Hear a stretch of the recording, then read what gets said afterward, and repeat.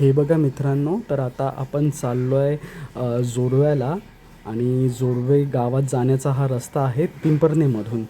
तर पिंपरणे गाव आणि जोडवे गाव या रस्त्याने कनेक्ट केलेला आहे. रस्ता बघा नवीनच बनलेला आहे. हा रस्ता आधी असा नव्हता. तर जाण्यासाठी भरपूर असा पाऊलवाट आणि छोटासा रस्ता होता. पण हा रस्ता आता नवीन झाला आहे. कनेक्टिव्हिटी चांगली झाली आहे. तर त्या रस्त्यानेच आम्ही निघालो होतो. दुसरा रस्ता पण होता जाण्यासाठी, पण आम्हाला वाटलं हा नवीन रस्ता तर ट्राय करून बघूया, म्हणून निघालो आम्ही. आज आहे गुरुवार. तर गुरुवारी दत्त मंदिरात जायचा बेत झाला आणि बच्चू पण झोपला होता. तर बच्चू झोपला होता, तर मी आणि नेहा दोघांनीच प्लॅन केला की चला आपण गुरुवार आहे दत्त मंदिरात जाऊन येऊया. बघा शेत बाजूला बघा किती छान आहे शेत. बाजूचं हिरवंगार निसर्ग आहे, झाडं, सावली, तो गावाचा दरवळणारा सुवास, किती सुंदर आहे हे. आणि या आनंदासाठी आम्ही निघालो दत्त मंदिरात जाण्यासाठी. तर बघा किती सुंदर रस्ता आहे. असं वाटत होतं हा रस्ता कधी संपूच नाही. आणि जी मजा येत होती त्या रस्त्यातून जाताना ती भरपूर छान होती. आणि भरपूर दिवसानंतर मी आणि नेहा निघालो होतो, कारण आम्हाला वेळच मिळत नव्हता. कारण बच्चू नेहमी सोबत असायचा आमच्या आणि कधी वेळ मिळाला नाही, कारण की बच्चूला सोडून आम्ही जाऊ शकत नाही. तर बच्चू झोपला म्हणून निघालो. आता ही आहे प्रवरा नदी. प्रवरा नदी बघा किती छान आहे, किती मस्त नदी आहे. इथूनच पिंपरणे गावाला पण पाणी येतं. आणि हे आहे मंदिराचा समोरचा भाग. हे मंदिर आत्ताच नवीन मंदिर बनलं आहे, त्याचं नूतनीकरण झालेलं आहे. श्री रामायण जीर्णोद्धार मंदिराचा हा मेन गेट आहे. ह्या मंदिराचं असं वैशिष्ट्य आहे की हे भरपूर वर्षापासून हे मंदिर आहे. आता आपण चप्पल काढून मंदिरामध्ये जातो आहे. हे मेन मुख्य द्वार आहे मंदिराचं.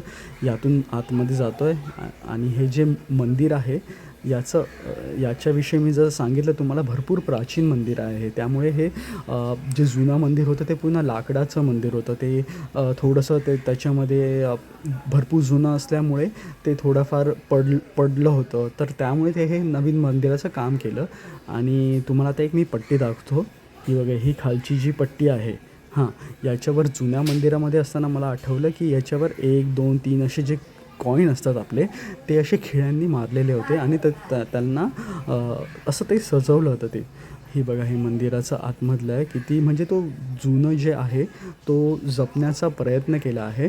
मंदिर गुरुवार होता त्यामुळे मंदिर तर बंद होतं, पण आम्हाला आतमध्ये जाऊन दर्शन नाही घेता आलं. पण ठीक आहे, बाहेरून आम्ही दर्शन घेतलं देवाचं. आणि आता तुम्हाला दाखवतो. हे बघा प्राचीन कसं जपण्याचा प्रयत्न केला आहे. पूर्ण मार्बलमध्येच आहे हे मंदिर. मंदिर खूप सुंदर आहे. नक्की जर तुम्ही जोडव्याला आला, संगमनेरला आला, तर या मंदिरामध्ये या. तुम्ही जोडवे गाव बघा की जोडवे गाव किती सुंदर आहे, किती प्राचीन गाव आहे ते. तुम्हाला हिस्ट्रीमध्ये पण जोडवे गावाचं नाव येतं. तिकडे राजा जरासंधाची नगरी आहे तिकडे. हे आहे बाजूला गणपती मंदिर. तर गणपती मंदिरामध्ये गेलो, गणपतीचं पण दर्शन घेतलं आम्ही. हे मंदिर बघा, हे जसं आहे तसंच आहे. याच्यामध्ये काही चेंजेस नाही केले. त्या मोठ्या मंदिरामध्ये चेंजेस केलेत आपण. आता हा आहे मंदिराचा भाग. हे बाहेर गेल्यावर असं इतकं छान वाटतं, इतकं सुंदर वाटतं, प्रसन्न वाटतं. ऊन वाटेल तुम्हाला की ऊन आहे, पण इतकं ऊन नाही आहे ते, कारण की थंडीचा दिवस आहे. जरी ऊन इतकं वाटलं ते कोवळं ऊन होतं, त्यामुळे काय आमचे पाय पण भाजत नव्हते. आणि ती प्रवरा नदी बघून पण एक छान असा मस्त फिलिंग येत होती. हे आहे शंकराचं मंदिर.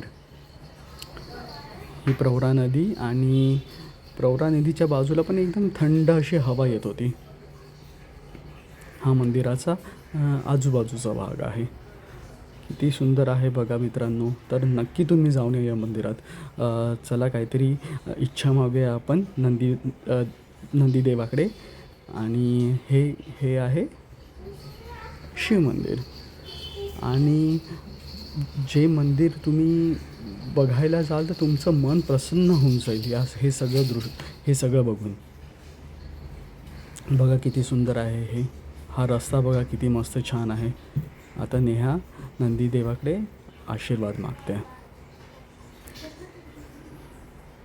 असेच आम्ही दोघांनी नंदीदेवाकडे आशीर्वाद मागितले आणि नंदीदेवाला सांगितलं की जा आमच्या भोलेबाबांना या गोष्टी सांग आमच्याकडून. तर किती सुंदर आहे मंदिर, तुम्ही पण जाऊन या, तुम्ही पण बघा हे मंदिर किती छान आहे. आणि जोरवे गावाबद्दल पण नक्की वाचा हिस्ट्रीमध्ये, खूप सुंदर मंदिर आहे ते.